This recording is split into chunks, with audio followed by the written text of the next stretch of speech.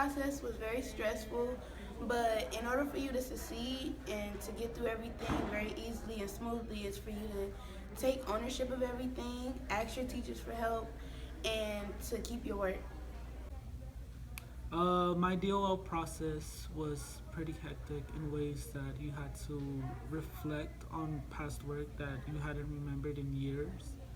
But it was also less stressful for me because I had my stuff already, and since 10th grade, everything in my backpack I left there, and I didn't touch it like ever. So when I was able to use uh, it like once again, it was pretty hard to like reflect on it since it was kind of old work. The DOL process was a bit stressful, but if you get to it right away, you'll have it done. I think it was a bit stressful just because I left it last minute. So procrastinating, I had to do everything like a faster pace. The DOL process was very long and rigorous. As far as like time management and like how time consuming it was, it almost took the world, really, literally. And if you want me to be honest, it's very hard. And if you don't expect it to be hard, you expect it wrong. You might want to expect it to be very hard, and you might want to start as soon as you hear about it. That's my advice. Alright, so the process for me was it was very, you got a template, so it will probably be very simple, but the problem is you don't want to stick it to that. You want to add yourself into it and make sure it's genuine. The DLL process for me was very difficult because I had to leave my homework till the end, or like drop all my homework in order to be able to prepare for my DLL, because it was a big deal and it was very important. If I were to go back into my time of demonstration of learning, I definitely not procrastinate, because if you procrastinate, it will be hell for you. And then you're probably gonna need help and they're not gonna wanna help you. If I were to go back to my DOL presentation, I would probably elaborate a little bit less on my work because I was cut off from my presentation because I was taking a little too much, and I wasn't able to present two of my slides effectively. If I were to go back and do my DL different, I would prepare myself much more. I would save time. I wouldn't wait for the last minute. I have it done as soon as I hear about it. If I were to go back and do something differently, it would probably be practicing it in front of other teachers, because I only did it once in front of Ms. Briggs, and I kind of was on the verge of not passing. And when I went in the second time, which was my official DOO, kind of was hard for me to say things out loud and kind of got stuck in between my thoughts. So if I were to go back and do something differently for my DLO, I would basically make sure I save all my stuff, but also go to office hours to try to make my things better, to represent a better like DOL.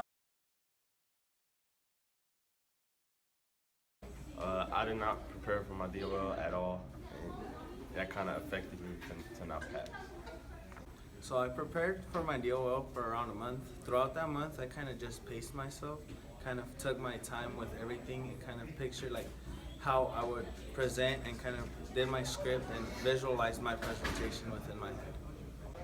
For my DOL, I wasn't really prepared, so that caused me to fail the first and second time, so be sure to be prepared. Well, in all honesty, I didn't necessarily prepare as much as I should have for the DOL. I practiced the simulation 3 times, and I was unsuccessful in 2 of them.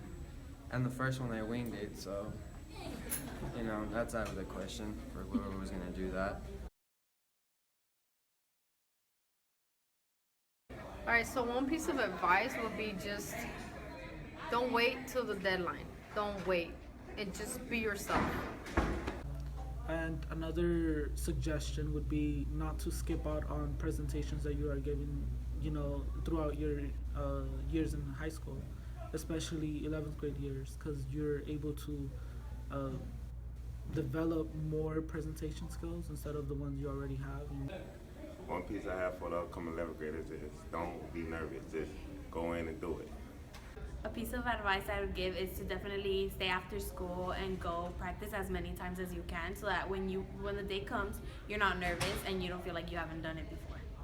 So when you're doing the DLO, the best thing you can do is Make sure you save everything that you did in your past years to represent the best of you when it comes down to making the DOL. Alright, something that I recommend you guys doing really soon is making sure you grab all the documents first and like what accurately shows your growth. It's keyword growth.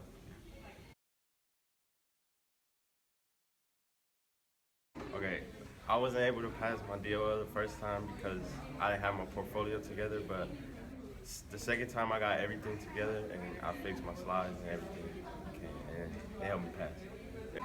Okay, so the first time I didn't pass, and the reason for that was because I didn't rehearse. So, and I wasn't prepared.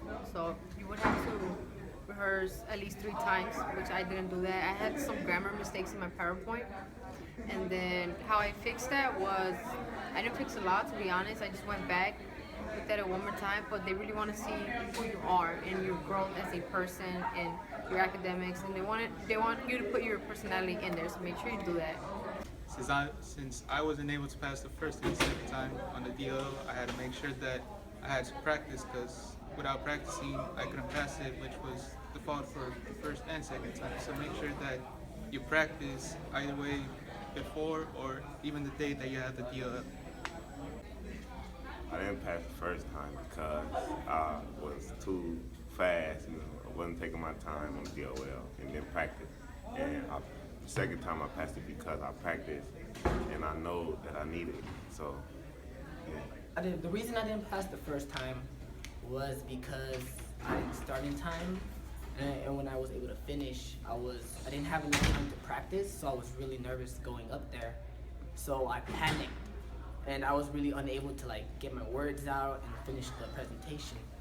The second time, the reason I didn't pass because I didn't really fit exactly the criteria they wanted. I went up there chewing gum. I kept looking at the board, and my reasons for college, leadership, college, and life, they were repetitive and they really didn't fit what they wanted. They liked the rest, but they didn't really like that. And the third time, the reason I was able to pass was because I went for help. I actually got help, and I went to Mr. Green. He helped me. He gave me some tips. I think the reason I passed was because of him.